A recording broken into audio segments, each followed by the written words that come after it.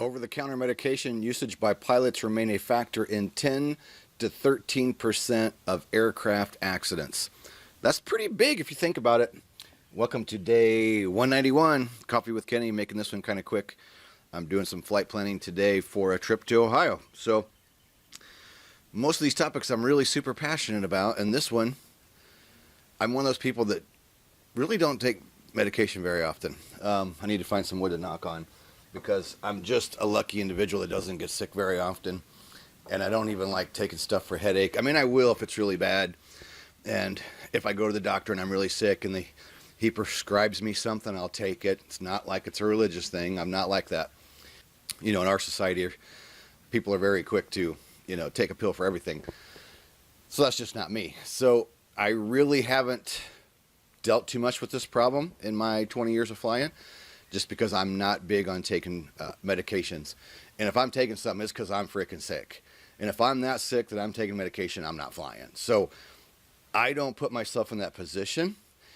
Some of you, this will be a little tougher for, because even though we have the I'm safe checklist and we have all these things we talk about, when you have a job and you're paying the bills, of course your company says, oh, if you're sick, stay home.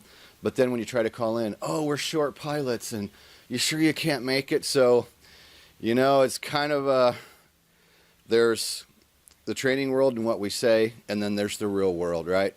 It's kind of like back in the day of being a police officer, and the chief's like, well, you need to be on your deathbed if you call in sick for work. Sad to say, right?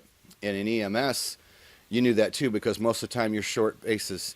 So if you call in sick, there's nobody to come in and cover you, so the base goes out of service. So then you're feeling guilty about it. And even though they'll tell you, oh, stay home if you're sick. Oh, well, you sure you can't make it in? So that is the age-old problem of flying and having a job and working for somebody else, right? I'm very lucky at this point that I fly when I want to. I'm not answering anybody. So for me, it's different. Again, if I'm sick, I'm not going to fly. So that's number 3 of the helicopter safety team of the 7 things they talked about. And people ask so many questions all the time about medical issues and medication. You just need to reach out to your medical examiner. I mean, the guy's there to take your money and do your medical. They also need to be there to support you when you have a question. You call into your medical examiner and you get the question answered. You just say, hey, I've got this, medication prescribed to me, and I need to know if this is something I can fly with, or if you're in doubt, don't do it. So, quick video.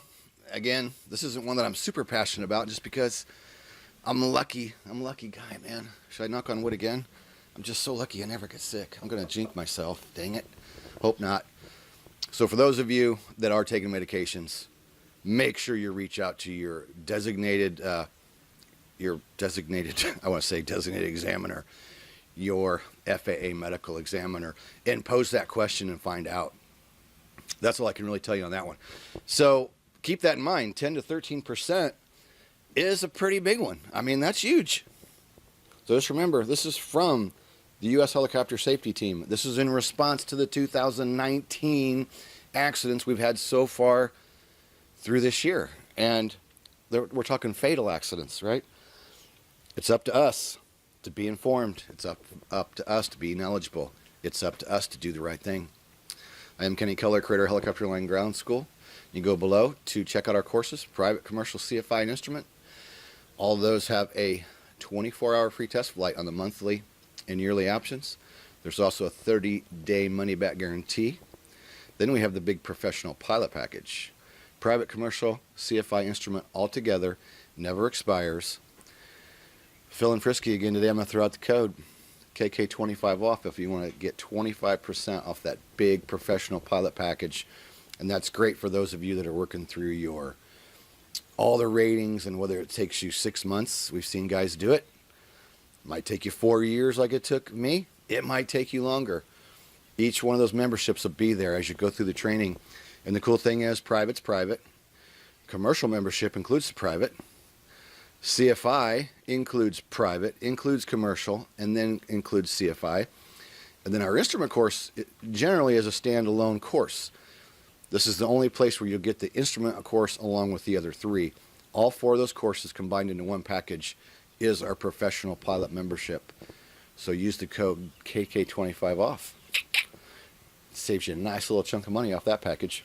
Subscribe to the channel, click the little bell when you do to be notified of our daily video. I got to get in and get some flight plan going, so please give us a thumbs up. Leave your comments down below, and we'll see you tomorrow. I think tomorrow is scud running. This will be a good topic, right? Most of us have all done it. I've done it, and stop the scud running. A lot of you are doing it, and that's why a lot of helicopters are crashing and people are dying.